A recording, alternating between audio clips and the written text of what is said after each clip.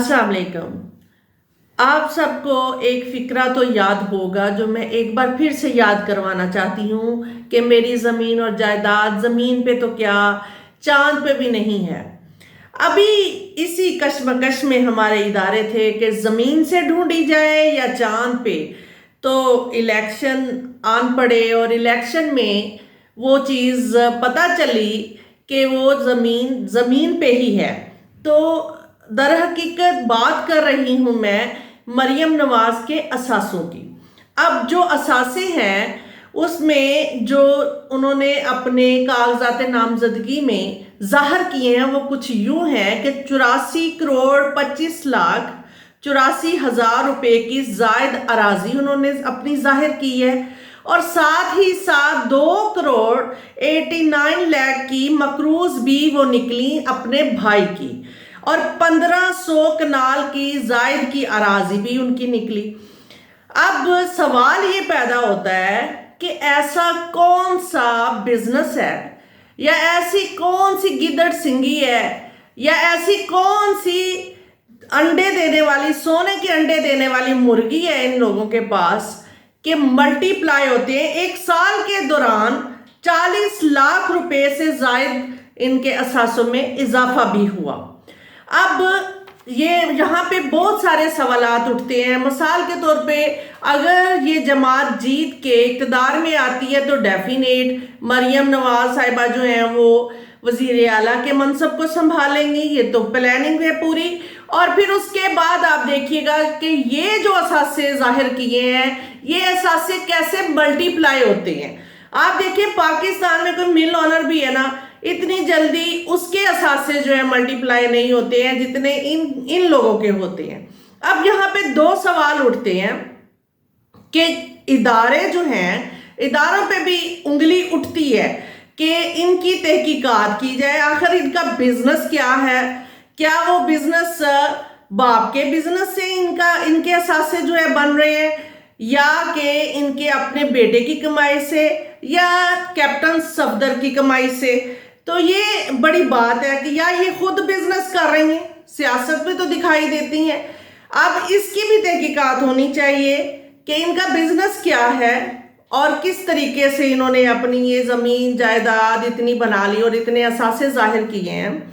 क्योंकि जो इंसान कौम के फैसले करने के लिए मनसब की कुर्सी पे बैठता है, ख्वाह वो किसी भी जमात से उसका ताल्लुक हो, किसी भी जमात से, ख़ानदान से ताल्लुक हो, उनका बिल्कुल ट्रांसपेरेंट तरीके से उनकी तहकीकात होनी चाहिए ताकि कौम का पैसा जो इस तरीके से लिया जाता है। और एक और ख़बर जो मैं आपसे मज़ीद शेयर करना चाह रही हूँ वो कुछ यूँ है कि शहबाज शरीफ साहब ने एक ताज़ा जो बयान दिया है कि पार्टी रहनुमाओं को, यानी जो कि इनके पार्टी के कैंडिडेट हैं, वो हलकों में जाएं और पार्टी का जो माशी एजेंडा है वो डिक्लेयर करें।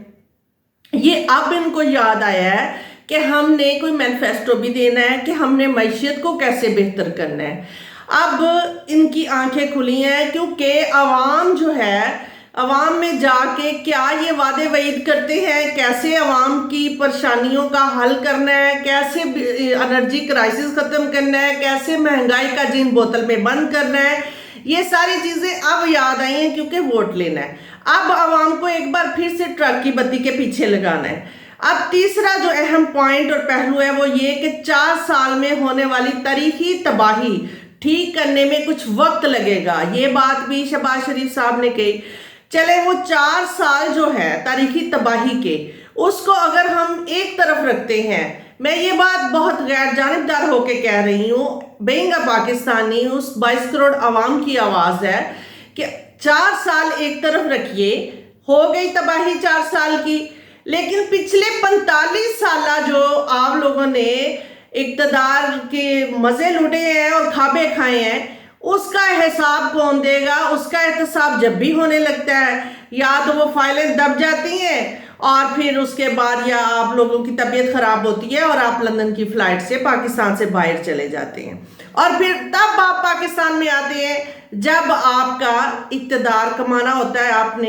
अब ये दो चीज़ें ایک تو یہ شہباز شریف صاحب نے جو بیان دیا یہ بڑا اہم لگا، اور دوسرا جو مریم نواز صاحبہ کے اثاثے، اب ان اثاثوں کی مکمل تحقیقات بھی ہونی چاہیے تاکہ آنے والے وقت میں اگر یہ کسی بھی اہم منصب پہ بیٹھتی ہیں تو ایسا نہ ہو کہ قوم کا پیسہ جو ہے وہ کھینچ کے ان کے اثاثے ملٹی پلائی ہو جائے اور قوم پھر سے IMF کی مقروض ہو جائے۔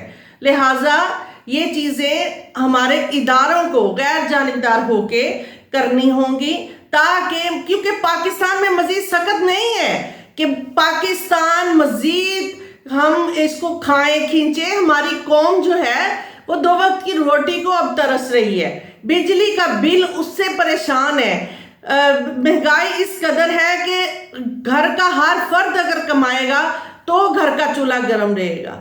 میں امید کرتی ہوں آپ کو میری یہ تمام باتیں اور یہ خبر جو اتنی اہم ہے اس کے اوپر آپ اپنی رائے بھی دیں گے، اور ہمارے ادارے بھی بالکل غیر جانبدار ہو کے اپنی تمام بہتر طریقے سے ڈیوٹی کو نبھائیں گے، اور اپنا فیڈ بیک کمنٹ میں ضرور دیجیے گا۔ پروگرام دیکھنے کا بہت شکریہ۔